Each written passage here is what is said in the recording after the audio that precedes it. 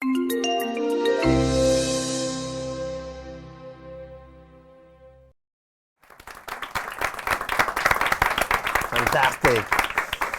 So, Felipe, thank you very much for being here. Thank you very much for this kind invitation. Good afternoon to everyone. Thank you for taking time to come here. Thank you, Salvador. Thank you, Geraldine, and all your wonderful team. It's an honor to be here in Google, to see the great place where you work. And yes, I'm very happy to be here, and thank you for this kind introduction. So let's dive right into it. I think a lot of people were interested about the work that you've published around the 16 eccentric portraits, and there are many interesting angles to it. You know, from the title, you know, your decision of choosing the eccentricity theme around it, but and for those of you that just to set the baseline, the work has interviews with the likes of Clint Eastwood, Tim Burton, Gael Garcia, Alejandro Gonzalez Inarritu, Spencer Tunick, Ferran Adria, many others. So I'll let you elaborate on the list. But let's start with what led you to that project. If you could tell us what's the genesis, what was your motivation for the project itself, and how did you go about it, and specifically how to choose who to interview? Yes. Well, okay, I started at a very young age. I started working when I was about 20 years old in different magazines and media outlets. And I had the chance to do interviews, to interview a lot of people. And at the beginning, I thought that doing an interview was just asking someone questions and getting an answer. But with the time and with the experience, I started developing a new way to interview, a new way for me at least. And that is not just asking questions, but looking at people, understanding people. And I think journalism, classic journalism, which is based in news and in very very speed way of seeing things, doesn't give you time to really understand people. You know, you see interviews every day in newspapers, in television, but those are like very fast ways of interviewing. What I wanted to do and what I started doing was taking time to do really, really, really long interviews, and not only, as I said, asking things, but sharing time with these characters I decided to interview. So I had the chance to meet a lot of creators, writers, painters, photographers, chefs, architects, people from all over the world. And what I wanted to do actually was meeting these eccentric people, and by eccentric I mean they're not only weird people, but they're eccentric in the fact that they live like the center of things, and they start thinking differently, doing a different approach at what they do for living. And obviously the vast array of people that you could have interviewed is quite broad. How did you go about going from a potential list that would have been very exhaustive to narrow it down at the 16 characters that you? Well, I really didn't have like so much the opportunity to choose. Mm-hmm. Basically, I was given the task to do it. So I decided to focus on people, as we're speaking about, who are really, really different and who think differently from others. So I started to travel all over the world. When I was like putting all these profiles in my book, I did a quick calculation, and I've been in like doing the 2 times the world traveling. Oh, yeah, twice doing around this the world. twice the world. Yeah. And I started to detect common things in these characters. First of all, they all wanted to do something that no one had ever done before.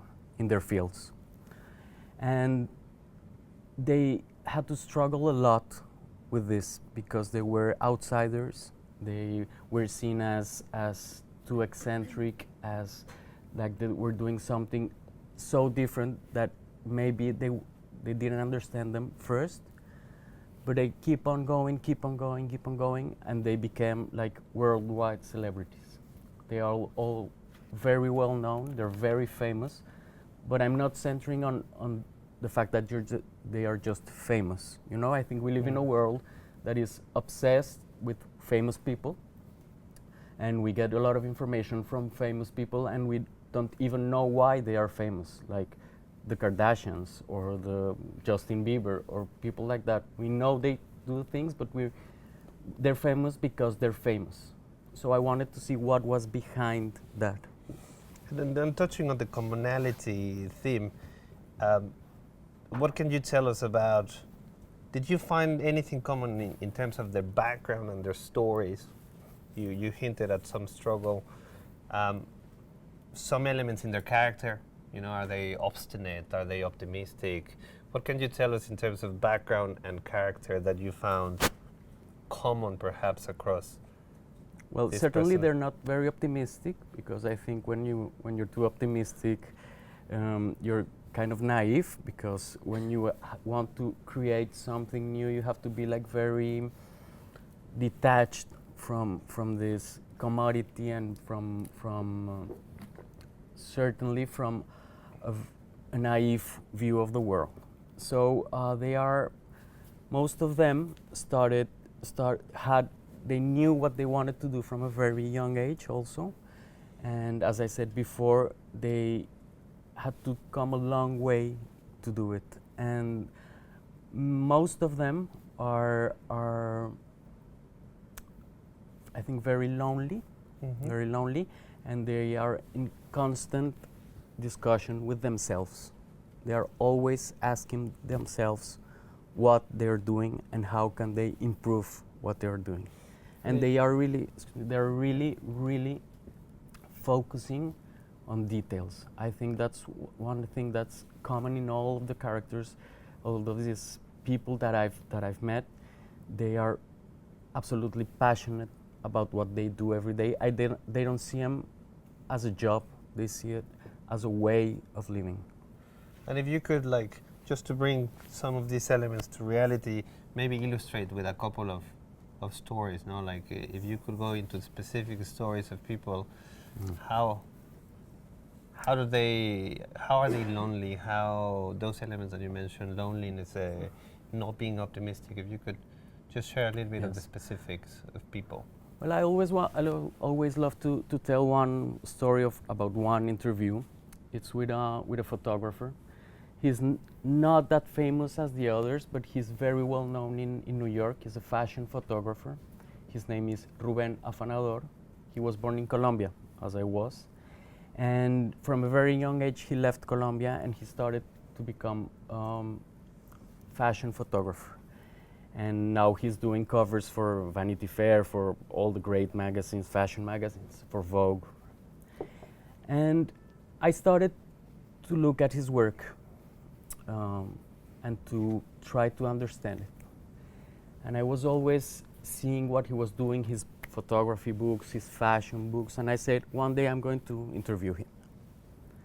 So I started looking for him. I started calling his agent, his friends, someone who could lead me to him. And I was always getting this no answer. No, he doesn't want to get interviewed. No, he doesn't want journalists. No, he doesn't want to get questions. But I insisted. I insisted and insisted. And I think that's also a common thing in not only for me with them, but with all of them. They're always insisting in what they want. So I keep on going, I keep on going, I keep on going, calling people. Finally, one day, I got a call from someone in New York. I was living in Mexico City. And she told me, hello, Felipe, I am Ruben's assistant. He's very curious on why you're following him. He's kind of scared and he wants to meet you. Can you come tomorrow to New York? So I got a ticket and I flew to New York. So I was there with this lady, and she said, we're so happy that you're here. Ruben is going to invite you to 3 of his shoots. He shoots very famous people. So the first day he's going to shoot Courtney Love, the widow from the Nirvana singer, from Kurt Cobain, Sarah Jessica Parker from Sex and the City, and an actor you might maybe know, Hugh Grant. So, so he said he wants you to be there, but first I have to warn you. He doesn't want to talk about his private life. He doesn't want to talk about his family. He doesn't want to talk about his work. So I was, okay, well, I'm here. I'm going to do the interview, and I'm going to see how it works. So I was there the other day at his huge studio in Manhattan. And I arrived, and I say, hello, Ruben. He's a very tall man. He's always dressed in black. He has like this long beard, all these tattoos. He's very, very strange. And I approached him and I said, thank you so much. I wanted to ask you about these shoots. And he was, okay, and he left. Okay, well, he doesn't want to speak with me. So I insisted, Ruben, how are you? Okay, I don't want to talk to you. And he left. So I said, if I keep asking him questions, he's going to feel uncomfortable. So what I have to do is I will be like a photographer doing photos of a photographer. And I wanted to see how he works. I wanted to be almost invisible, so then he won't feel like I'm there. He will feel like he's just doing his work, and I'm someone who is just interested in what he's doing. Not like a regular journalist who is always asking questions and always want to get some information. I just want to see and to feel what is to be with him. So he started doing all these shoots with all these stars. There were like drugs, alcohol, and pictures everywhere. There was a lot of people. And I was just like taking little notes, not talking to anyone. But I think looked strange at that time, but okay, that's what I was doing.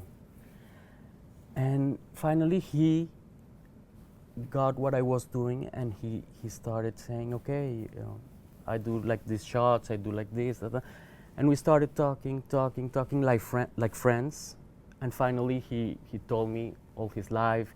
He told me what he was working, why he wanted to be a photographer, how was it to come from Colombia to America, to become this very well-known fashion photographer. So I stayed like 4 days with him, and then I get back to my office, and I started writing the piece I was supposed to write. But something was missing from that, because when I want to know someone, I'm not only asking him what he thinks about life. I want to ask everyone who knows him, his friends, his family, his enemies, to get the complete idea of who that person is. So I decided to call his mother. It's always a good idea to ask someone's mother. And I presented myself. I'm a journalist. I want to ask you a few questions. She said, okay, great.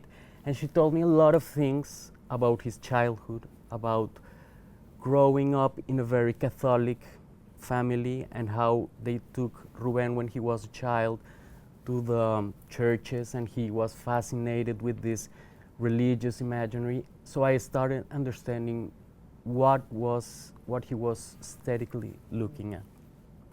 So I started writing, and I got a call from his agent, and she said, listen, we know you spoke to Ruben's mother. I said, yes. He doesn't want you to publish anything about him. We said we couldn't call her, you couldn't call anyone. You say, but I mean, that's what I do. That is my job. So I wrote the piece, I sent it to him. He liked it. He said he wouldn't want to see me again in his life. But when you're doing this kind of job, you don't want to be friends with the people you're writing about. You want to know them, but not becoming friends.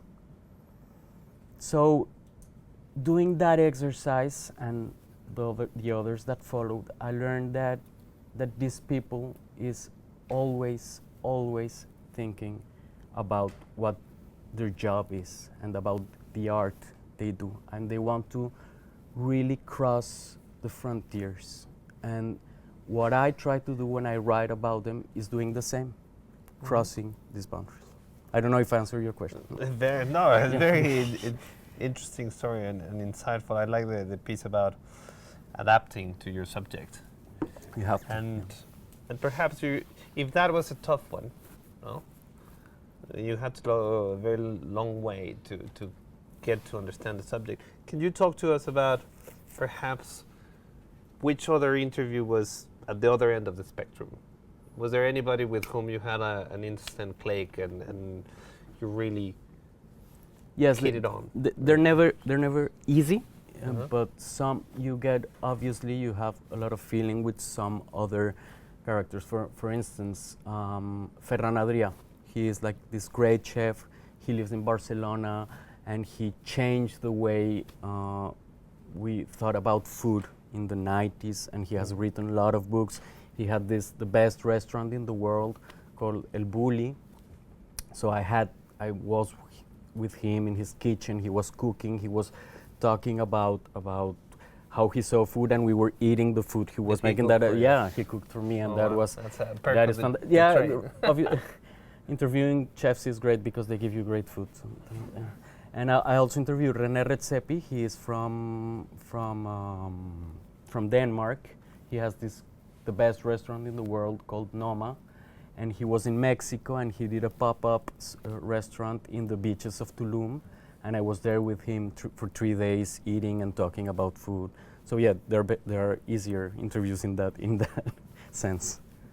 And it's I had questions before the talk about women. Were you able to? Who did you interview?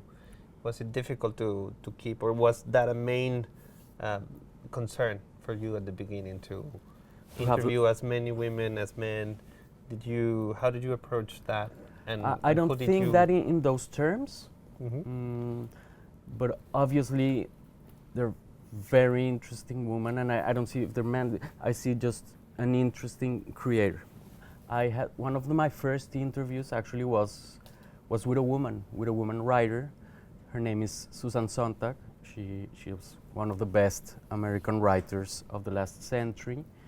And I was really, really young when I was interviewing him. And her agent told me, listen, Felipe, you're going to interview Susan, who is a very well-known author. And there's one thing she really hates. She hates stupid questions. So please don't be stupid. So I was preparing for a week, trying not to do stupid questions. And he told me, listen, last week, a journalist came and asked a really stupid question, and she threw a book at his head. So please don't do that. So I was kind of scared. And in fact, she was an adorable woman, and it's one of the best interviews I have had. And I think I did all the stupid questions I could, but she was so interesting. And I think when those very famous and very experienced people see that you want to learn something from them, they forget they're in an interview. And I think the interview is not like, here's the character and here's you. It's an equilibrium. And you're giving, they're giving you, you are doing an exchange. And that's what I think a good interview is. And if you want, I can tell another story from a woman that was one of the best interviews I've done in my life. Her name is Ingrid Betancourt. She's also from Colombia, and she's a politician. And she was, maybe you heard the story, she was kidnapped by the guerrilla for 7 years. She was in the jungle, and she was kept there, tied to a tree, like for many years.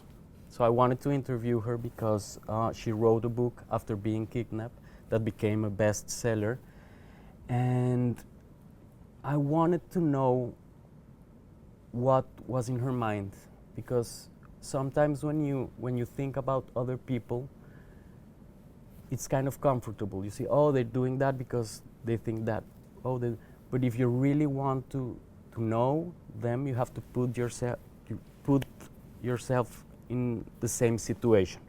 Obviously, she lived through this absurd situation that you could never understand what is happening to someone's mind while she's living this kind of thing. So I also started following her, sending emails, calling people. And when she got away from the kidnap, I got to interview her in the French embassy. And I've prepared like these complex questions, these very insightful questions to know what happened to her during these 7 years of being kidnapped. And when I arrived there, she was like this very nice woman, very relaxed, very, you would say, like enlightened. She was telling these huge stories, and I forgot everything I had prepared, and I just sat there and listened to her. And I did like 2 or 3 questions, because I think that is, in some cases, you just have to listen. The best approach, no? Like to be really mindful Yeah. of your subject. Well, very, very interesting. Yeah, I was familiar with the case. Now going to your current work, just if you can spend very briefly, what are you working on? But most importantly, how do you feel that this experience of talking to these different people and your approach influences what you're doing? Well, I work a lot. I'm the editor-in-chief for a magazine in Mexico, but I am also a fiction writer. And as you said earlier, I was chosen in this list, the 40 under 40 writers, the best 40 under 40 writers in Latin America, and I'm happy about that, mainly because there's people who think I'm still young. That's great. But I'm focusing on fiction because when you're writing fiction, you get to interview maybe the most difficult character you have to interview, and that's you. And getting to know you and getting to see what's inside your head, what ideas are there that you haven't explored, that you want to know about yourself. So I wrote a novel, and I'm writing the next one. I don't know when I'm going to finish. I hope soon. But I've learned a lot from others, and all these long interviews, these years of interviewing, of traveling, of meeting interesting people, certainly have changed me. And I think now I'm someone who is more prepared to listen, as I said, and to see the world, and to understand that everyone has a different reality, and that's what makes the world great. Wow. Final question before I open the floor for questions. And this is something I have to answer. You're from Colombia, obviously. You live in Mexico and you've traveled around the world. Something that we're seeing now is, we need to be confronted with and continue to be confronted with the classic stereotypes, no? Violence, drug trafficking, particularly now the glorification of drug dealers, no? The Narcos, Netflix, the new movie from Tom Cruise. Yeah. A different type of eccentricity, no? In a way. Way more dangerous. Way more dangerous. Do you think throughout the time that you have been working that this perception about Latin America is improving, is getting worse, is the same? I have a view, and that's very subjective, but you're a journalist, so hopefully you can be... Perceptions are a hard thing to explain, obviously, but yes, it's very... I always, when I travel, I always get the same question if I have seen Narcos, if I have seen Pablo Escobar, of course, but I don't really get upset about that because it's something that happened and you cannot hide it. Mm-hmm. You cannot say it didn't happen, or you cannot say those things don't keep on happening in Mexico and in Latin America. As you know, Mexico is the most dangerous place to be a journalist in the world. Mm-hmm. You get journalists are killed, kidnapped, threatened every day. In fact, I edited a book that was published here in the UK called The Sorrows of Mexico, about how hard it is to be a journalist in this kind of places. So I don't try to hide things. Of course they happen, but that's not the only thing that happens. There's people doing art, there's people doing movies, there's people doing architecture, and most of the fascinating characters I've met are from Latin America, and they're forced to work and to create in a very hostile ambience sometimes. And so I think it's not a thing to be ashamed of. On the contrary, you have to be proud that there are so many great things coming from Latin America, despite all the corruption, all the violence, and all the hard things that happen there. So I don't know about the glorification of drug dealers. I mean, if Netflix is getting rich with it, let them do that. So be it. So if there was one thing that you would like anybody to know or to take away from Colombia, your beautiful country, what would that be? What one thing? What one thing you would like people to know about Colombia? Me?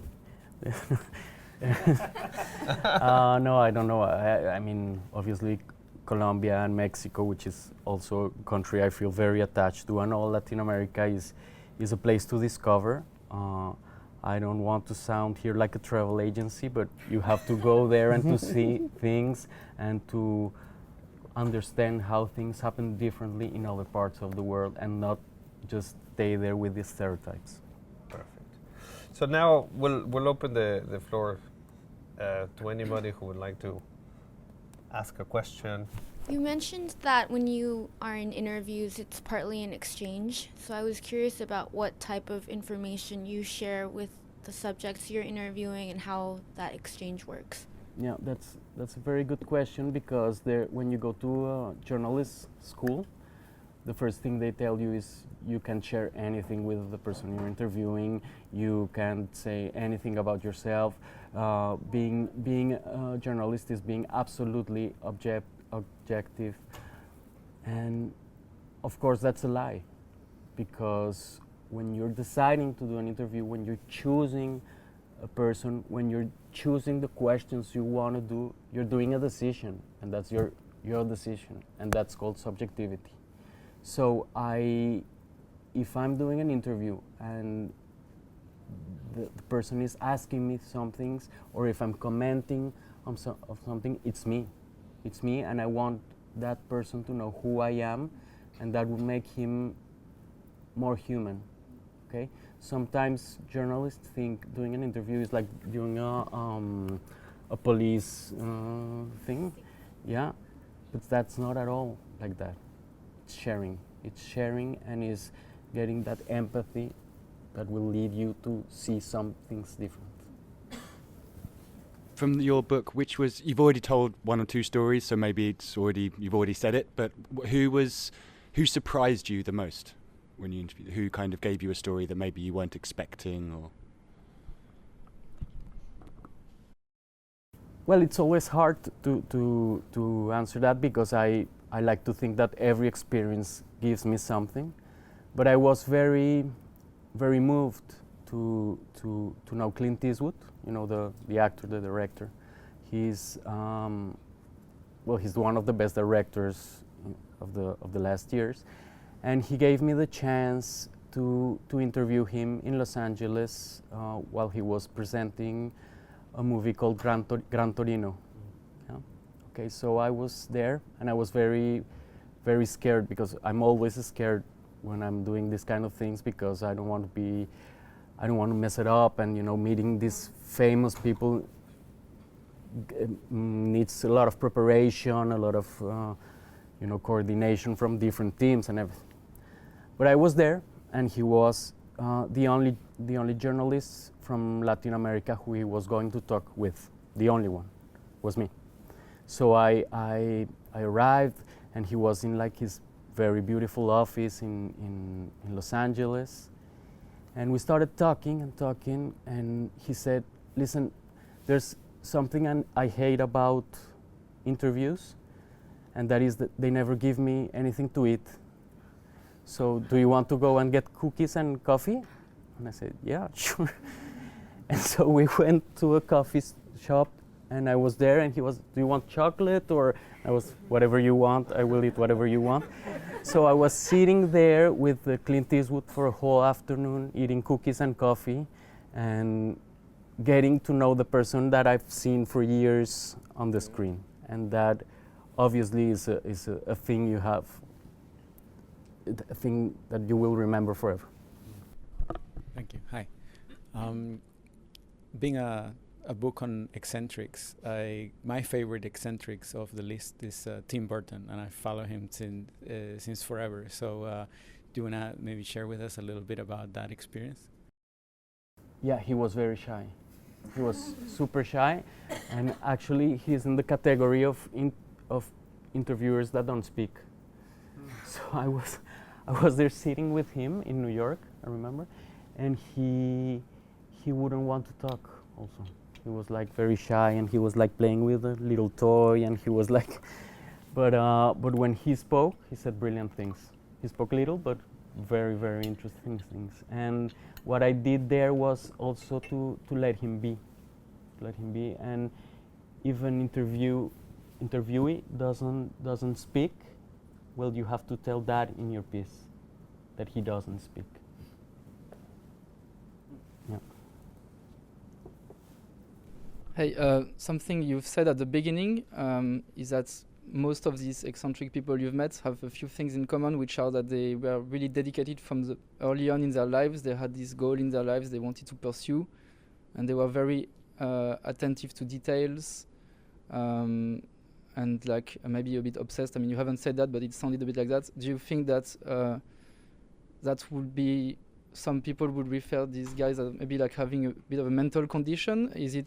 Have you felt that? Yes, of course. Have you felt that? And I didn't say obsession, but of course I said obsession. Of course they're obsessive, and I like to think I am obsessive too.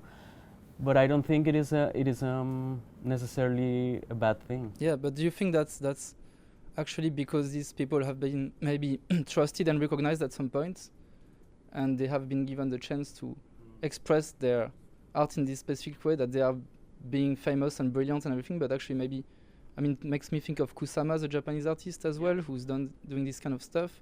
Maybe more people, do you think maybe more people who have these mental conditions could actually become as brilliant, or there's something else to it? Well, I think everyone has a mental condition at some point. So I don't like to see the world in black and white. I mean, this person is normal, this one is not. There's a lot of gray spaces between those two things. And yes, of course, if you become the best in the world in something, there's a great degree of obsession, of passion, but I don't know if they should be medicated in a hospital or creating what they do, or doing great films, doing great books. I prefer them doing that. Yeah. Do you think your process was an eccentric one, or is like kind of meticulous preparation and longer form pieces? Did you find yourself identifying with your subjects? Yes, of course I do, and I don't know if I invented this process, because a lot of journalists do the same things, but I created my own process. I created my own writing process. I created my own system to do interviews, and of course I like to be an eccentric. Of course, if I'm interested in those people, it's because I see things, and I've learned from those things that I feel attached to, and maybe that's a degree of obsession. When I work on a piece, I work for months, and for instance, for this text on Ingrid Betancourt that I told you about, I worked for 6 months, and I interviewed not only her, I interviewed 30 or 35 people around her, around the world. I make a lot of phone calls. I tape all these recordings. Then I transcript them, and I don't want to miss a detail. So yes, of course, I don't know if I'm such an eccentric as they are, but I like to think a little bit, yes. Hi. Yes. I myself am from Curacao, and I've been living in the UK for a while. I had a question about what it's like for to be a Colombian in Mexico. I've been to Mexico twice myself, and I know it's very different from Colombia, where I've also been. What are your main struggles there when it comes to building connections or adapting?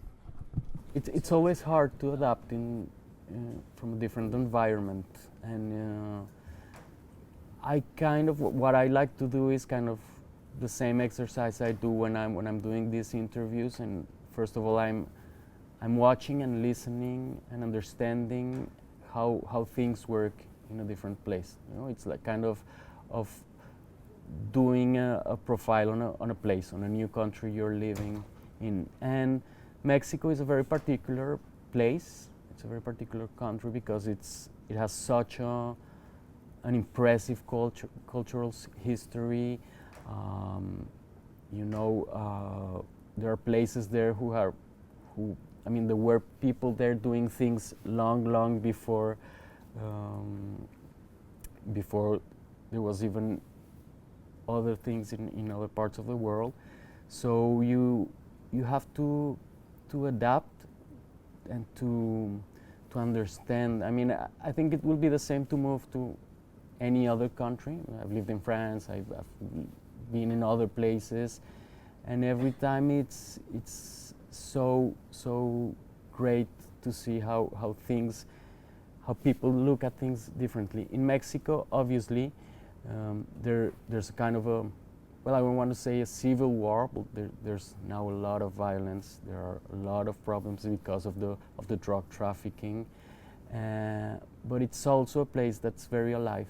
And I like to think that in places where death is so present, life becomes a celebration.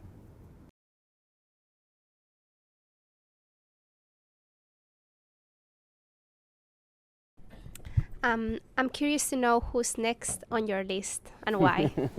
That's top secret. I can tell you. Sorry. No, I don't have. I don't know. We'll see. Last on January, I was in Madrid. I was interviewing Mario Vargas Llosa. Maybe you've heard of him. He's the Nobel Prize winner. And I stayed at his home for 2 days, interviewing him and meeting him and seeing how he wrote, and that was a fantastic experience. I don't know who's next. Hi. Does being an eccentric always translate into having a difficult personal or having difficult personal relationships, or is this just a stereotype which has been propagated? Relationships, you mean like a girlfriend or a boyfriend? Okay. Yeah, I mean family. Or a family. Well, I haven't thought about that, but maybe as I told Salvador, it implies a little bit of loneliness, of solitude, and to spend time with you. And I don't think that necessarily means you can't have a family or a relationship or children, but it does mean you have to spend a lot of time alone. Creating, for me, at least at the first stages, is a very lonely work. You have to be with you and understanding. And all these eccentrics, I think they have that. They've been alone for a long time. Many of them have a family actually, and they have children and they have a normal life. But if you decide to go that way, to have a family, you have to have your time to be alone, thinking about your ideas. Perhaps I think you had a question, no? If there's time. If there's time. Yeah, of course. Yes, we have all the time in the world.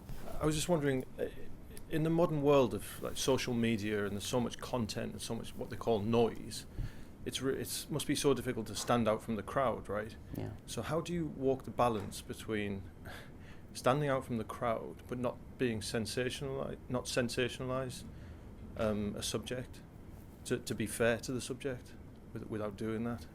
I mean, you mean in journalism? It must be important to you not to focus on one particular aspect of a subject's life because it risks making it sensationalist.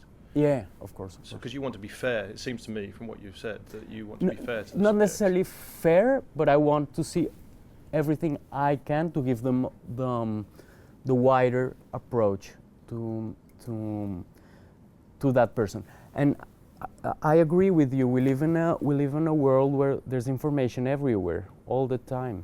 You can find information every second, new one. And I think we live in a world now, and that's sometimes something journalists like to do, is to see things, as I said, in black and white. And there's good people and there's bad people, and that's how the world works. I like to take the time to see that's not always true, and that you can find a lot of things in a story, a lot of things.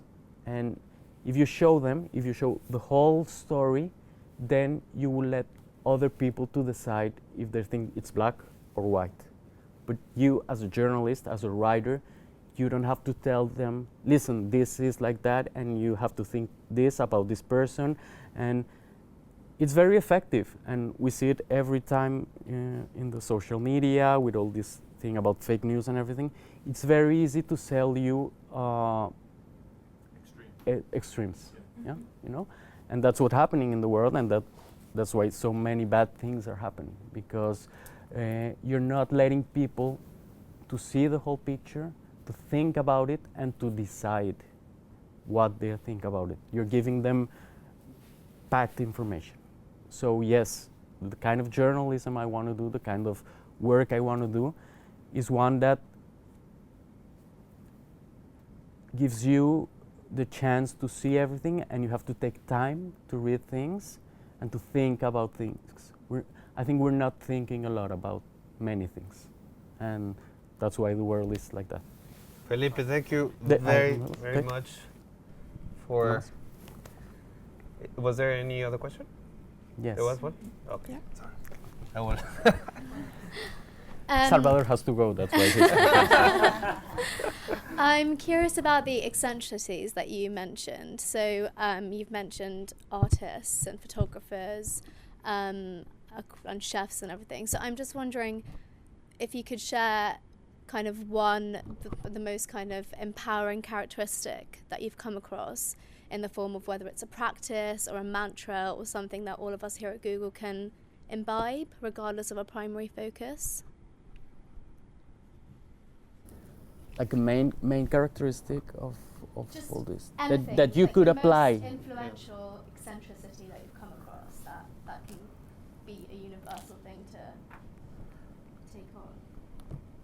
Well, I've maybe repeated it, but not being afraid of breaking the rules that are there. And if it means you have to leave your job and you have to start on your own something, and for instance, I get all the time this idea that journalism has to be fast and that you have to give information all the time and that you have... Well, I don't want to go with that. And if I have to start everything and to do my work and breaking these rules, I'm not afraid to do that. And that's something I've learned from these people. They're not afraid to be called crazy, to be called... And of course, we know the success cases. We don't know many of the failure cases, but that will be a clear characteristic, not being afraid of being who you are and standing for what you think. Thank you very much, Felipe, and I'm sorry to... But